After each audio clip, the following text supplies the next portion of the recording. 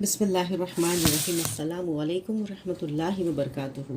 نحمد و نصلی علی رسولہ الکریم، اما بعد، فاعوذ باللہ من الشیطان الرجیم، بسم اللہ الرحمن الرحیم۔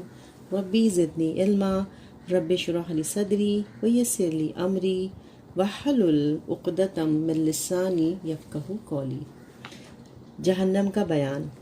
آج کا ہمارا باب ہے دعوت الفقر۔ آگ میں جلنے والا شخص اچھا ہے یا آگ سے محفوظ رہنے والا؟ سورہ حامیم السجدہ آیت نمبر 40 میں آتا ہے، بھلا وہ شخص اچھا ہے جو آگ میں جھونکا جانے والا ہے، یا وہ اچھا ہے جو قیامت کے روز امن کی حالت میں حاضر ہوگا۔ اب جیسا عمل چاہو کرو، بے شک جو تم کچھ کرو گے اللہ اسے دیکھ رہا ہے۔ پھر جہنم کی بھڑکتی ہوئی آگ کو دیکھ کر اپنی موت اور ہلاکت کو پکارنے والا شخص اچھا ہے، یا وہ شخص اچھا ہے جو ایسی جگہ قیام کرے گا جہاں اس کی ہر خواہش پوری کی جائے گی۔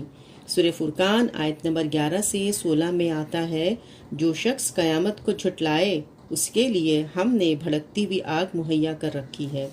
وہ آگ جب دور سے ان جھٹلانے والوں کو دیکھے گی تو یہ جھٹلانے والے جہنم کی غیظ و غضب کی آوازیں سن لیں گے، اور جب یہ زنجیروں سے بندھے ہوئے ایک تنگ جگہ ٹھونسے جائیں گے تو اپنی موت کو پکارنے لگیں گے۔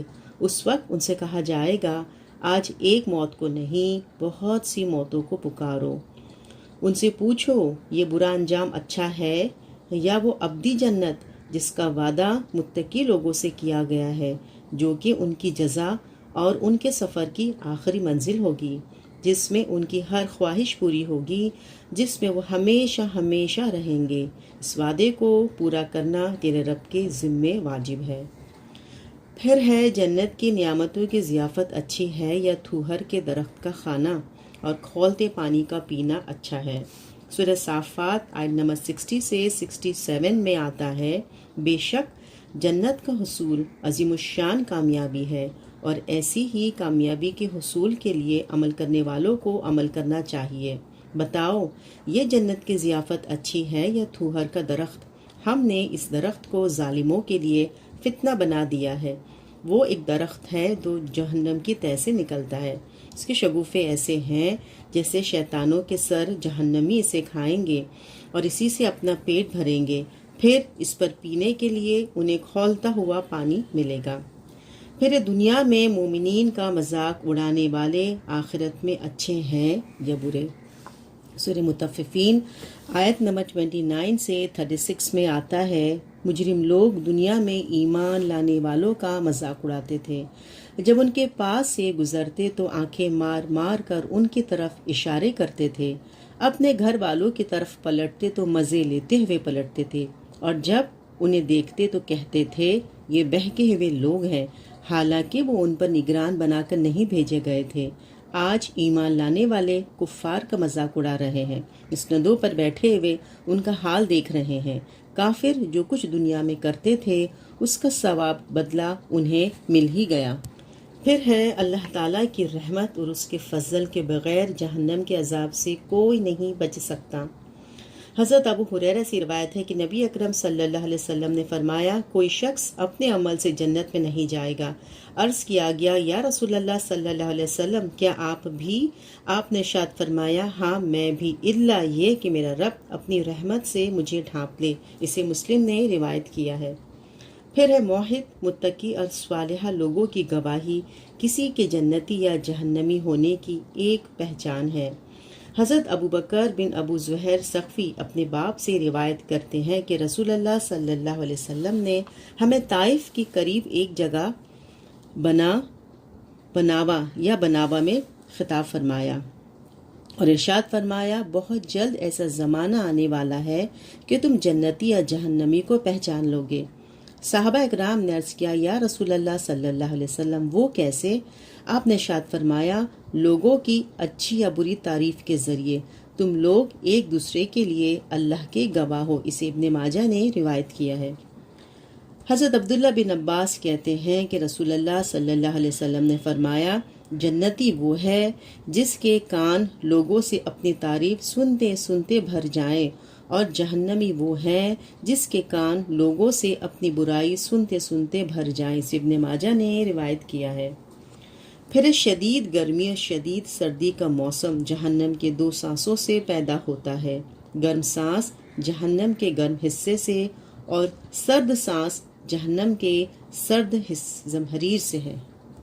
حضرت ابو ہریرہ سے روایت ہے کہ نبی اکرم صلی اللہ علیہ وسلم نے فرمایا، جب سخت گرمی ہو تو ظہر کی نماز ٹھنڈے وقت پر پڑھو، کیونکہ گرمی کی شدت جہنم کی بھاپ کی وجہ سے ہے۔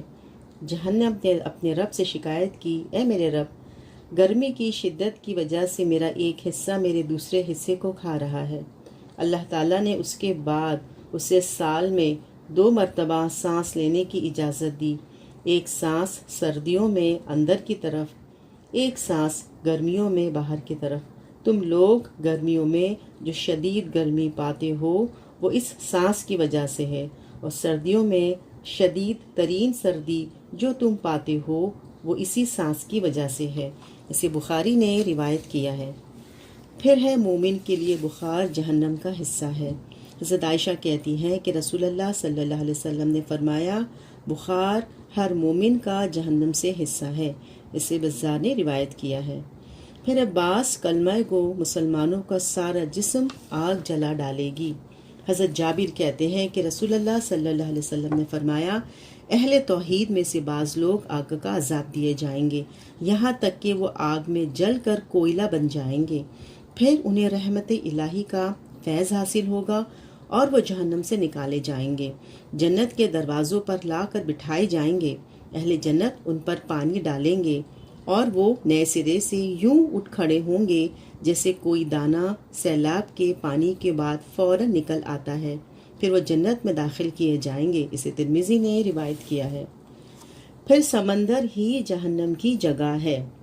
حضرت یعلا کہتے ہیں کہ رسول اللہ صلی اللہ علیہ وسلم نے فرمایا، بے شک سمندر ہی جہنم کی جگہ ہے۔ اسے حاکم نے روایت کیا ہے۔ وضاحت: قرآن مجید میں اللہ تعالیٰ کا ارشاد مبارک ہے، سورہ التکویر آیت نمبر 6 میں آتا ہے، اور جب سمندر بھڑکا دیے جائیں گے، اور دوسری جگہ ارشاد باری تعالیٰ ہے سورہ انفطار آیت نمبر 3 میں، اور جب سمندر پھاڑ دیے جائیں گے۔ دونوں آیتوں سے یہ معلوم ہوتا ہے کہ قیامت کے روز تمام سمندر ایک جگہ اکٹھے کر دیے جائیں گے اور پانی اپنی اصلی اجزاء یعنی 2 حصے ہائیڈروجن اور 1 حصہ آکسیجن میں بدل دیا جائے گا، جس کی وجہ سے آگ بھڑک اٹھے گی۔ یاد رہے کہ ہائیڈروجن خود آگ سے بھڑکنے والی گیس ہے، جبکہ آکسیجن آگ بھڑکانے میں مدد دیتی ہے۔ جنت اور جہنم اس وقت دونوں موجود ہیں، لہٰذا رسول اکرم صلی اللہ علیہ وسلم کے ارشاد کا مطلب یہ ہو سکتا ہے کہ قیامت کے روز جہنم کو بھڑکتے ہوئے سمندر کے اوپر رکھ دیا جائے گا تاکہ جہنم کی آگ مزید بھڑکے اور پھر وہی سمندر کی جگہ جہنم کی مستقل جگہ قرار پائے۔ اللہ عالم بالصواب۔